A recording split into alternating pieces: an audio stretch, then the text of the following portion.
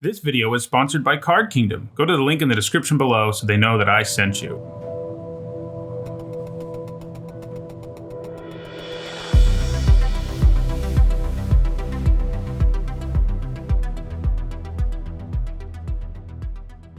Hello everyone, I'm Nitsahone, and it is Wednesday, so that means it's time for another MTG Top 10. The last couple of these have looked at creature types too, with the topics of the most and least frequent creature types as well as the worst creature types in the game already covered. This time we're going to look at the best creature types in the entire game. This list is based on objective data, specifically how well cards in each of Magic's creature types have performed at Magic the Gathering Premier events. The methodology for this video is the same as it was for the worst creature types video. I used my usual scoring system where I assign cards 2 points for Pro Tour and Mythic Championship as well as Legacy and Vintage Championship top 8s, and 1 point for Grand Prix top 8s.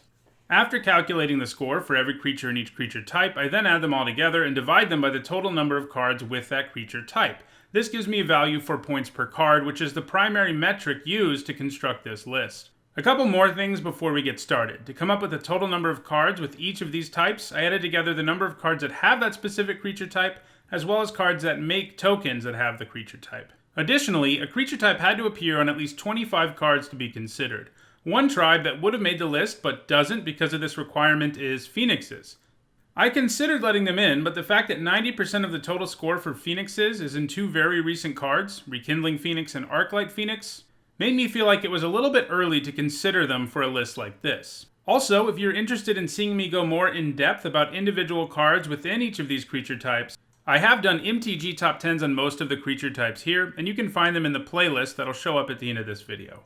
Alright, let's get started at number 10, where we have humans. In the comments for the worst creature list, a lot of you thought that humans would come in at number 1 on this list. It isn't, but I actually thought humans wouldn't make the list at all because there are just so many of them. For every Thalia, there are about 5 tireless missionaries around, you know?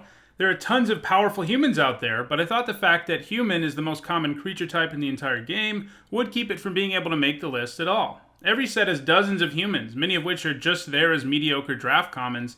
That's why only around 11% of the humans printed have 1 or more points. However, there are several human cards that have racked up more than 100 points individually, like Snapcaster Mage, Delver of Secrets, and Den Protector. Humans, as a tribal deck, have also seen some success, especially in Modern, since it is a Tier 1 deck that puts up 1 or more top 8s at just about every Modern event, and every single card in the deck is, of course, a human. The backbone of Modern Humans decks are Thalia's Lieutenant and Champion of the Parish. In short, humans are weighed down by the fact that they are, by a wide margin, the most common creature type in the entire game, but that comes with positives as well as negatives. Humans might have the lowest rate of play, at right around 11% of any tribe to make the list, but they also have plenty of absurdly powerful cards that see play in every single format. At number 9 is dragons, who are the iconic creature type for red. In my recent video on the most and least common creature types in the game, many people expressed confusion when I use the term representative race. To clear that up, there are 2 terms that Wizards uses when referring to creature types that best represent a specific color, and these creature types appear in just about every set. One of these is the representative race, which is used to refer to a sentient race of humanoids who are pretty common on Magic's planes and appear at all rarities. For example, goblins are the red representative race. Meanwhile, each color also has an iconic creature type. These are creatures who appear almost exclusively at higher rarities and thus are really powerful. Not surprisingly, dragons are not the only one of these iconic creature types to make the list. Obviously enough, dragons are typically large creatures with flying, 2 qualities that, if combined with mana efficiency and or powerful abilities, can result in a very powerful card.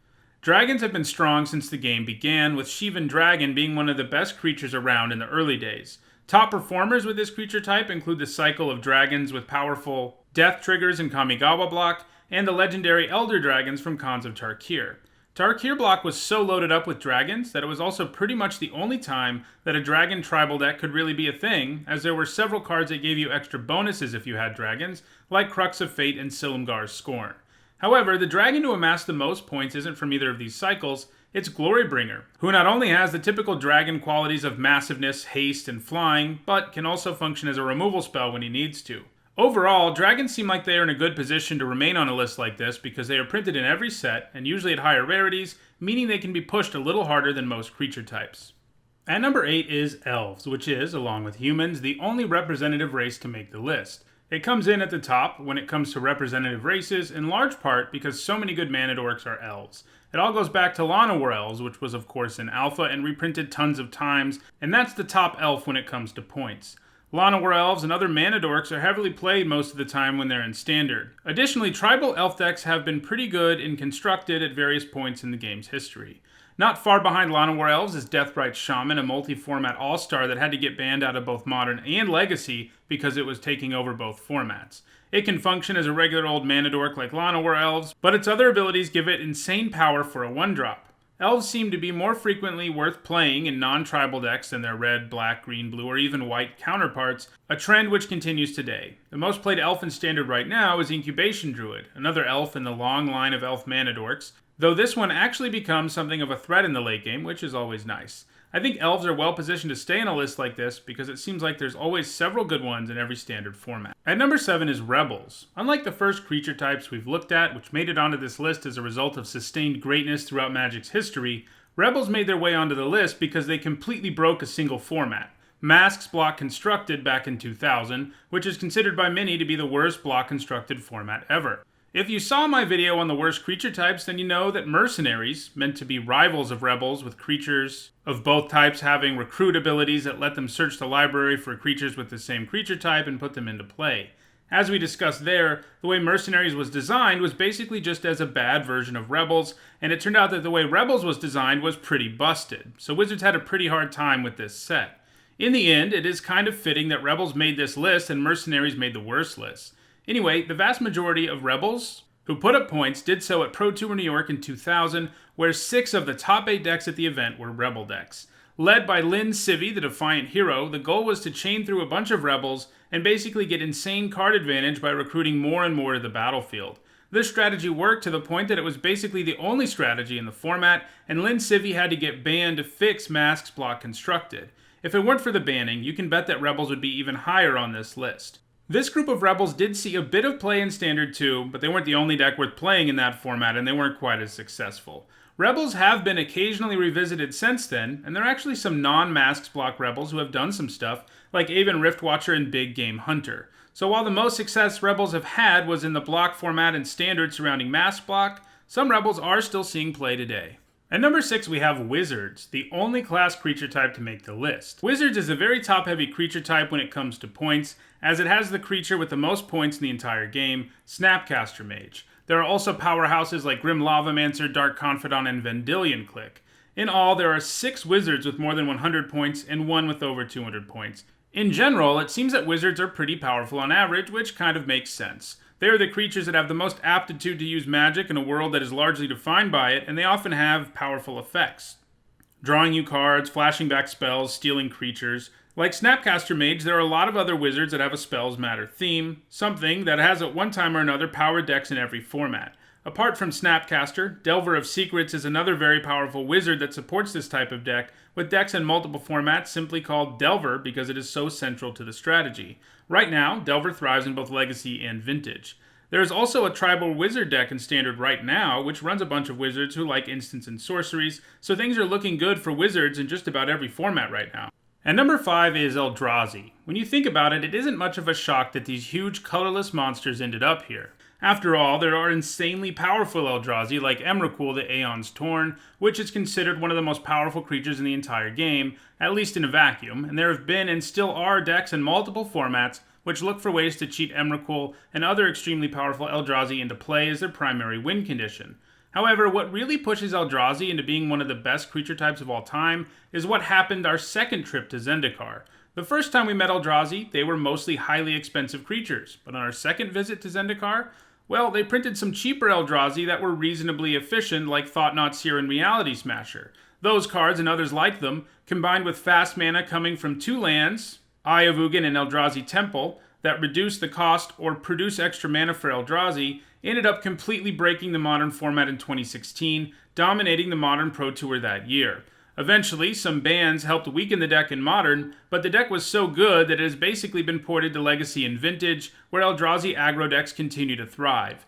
Even in Modern, the deck has evolved into a more Tron-based strategy, but either way, several Eldrazi are seeing regular play in every non-rotating format right now, and that doesn't look like it's going to be slowing down anytime soon.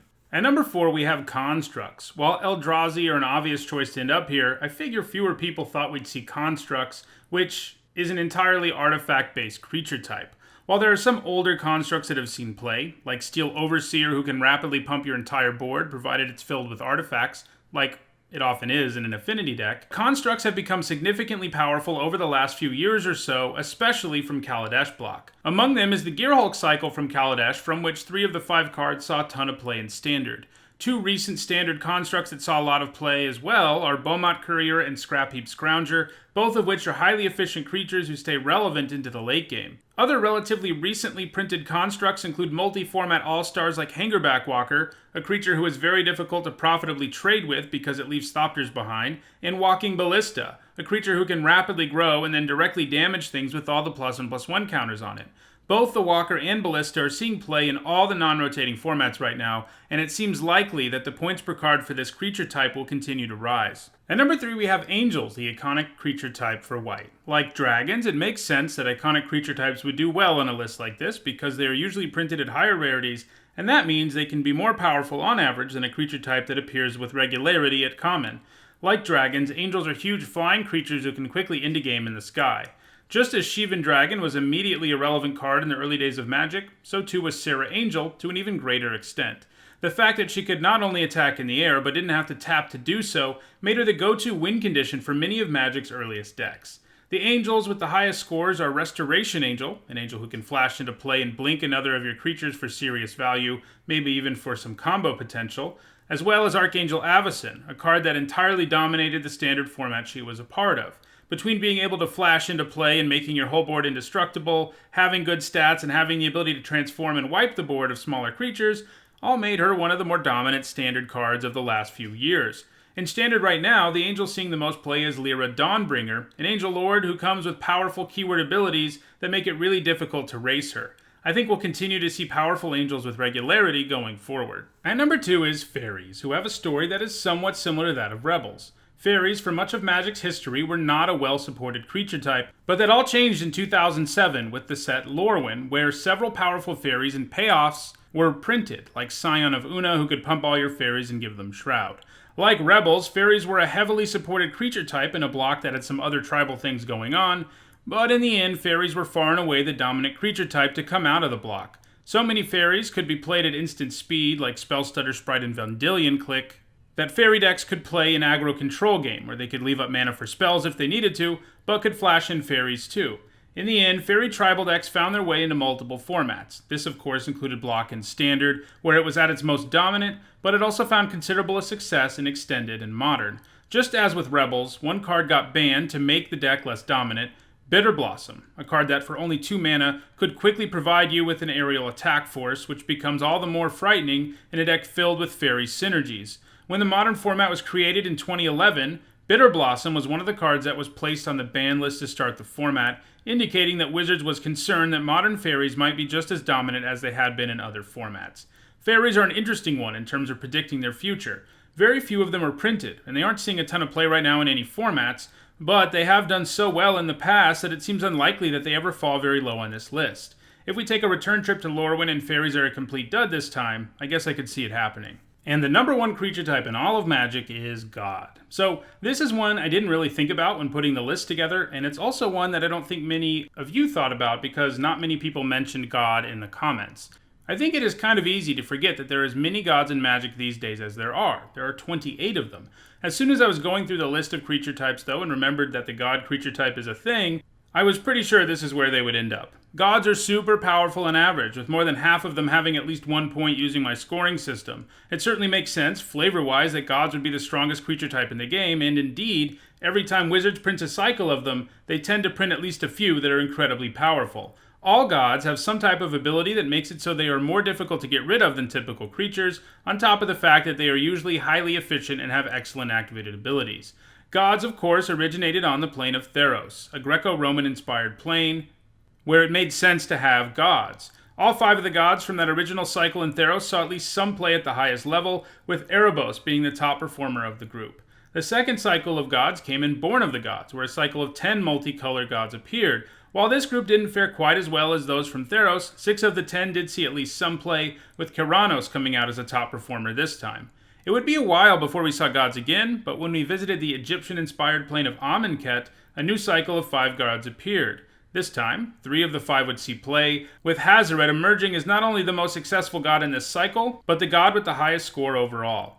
We then saw a cycle of 3 multicolored gods on Amonkhet, all 3 of which saw at least some play, but the Scarab god proved to be the most powerful. Then, of course, we encountered more gods in War of the Spark, who this time around are actually zombified versions of the Amonkhet gods. Well, 4 of them are anyway, the other one's a pig. Anyway, the crazy thing about gods already having a score that's this good and better by a wide margin than any other creature type is the fact that these 5 new gods, as of the recording of this video, haven't had a ton of time to put up good numbers, and so far, the introduction of these 5 new gods has pretty much just reduced the score. It is pretty likely that at least one of these gods turns out to be good enough to dominate Standard at some point, and they may even see play in other formats, so I don't see gods ever falling from the number 1 spot on this list. Well, those are the top 10 creature types in the entire history of Magic. While I originally intended this video to be the last in a series about creature types, Friday's MTG Top 10 will conclude the series instead.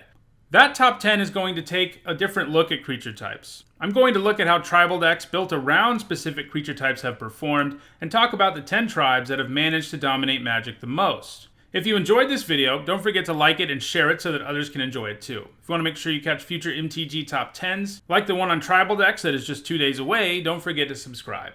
If you want to see some of the 180 MTG Top 10s I've already done, the playlist should be on your screen now. Thanks for watching.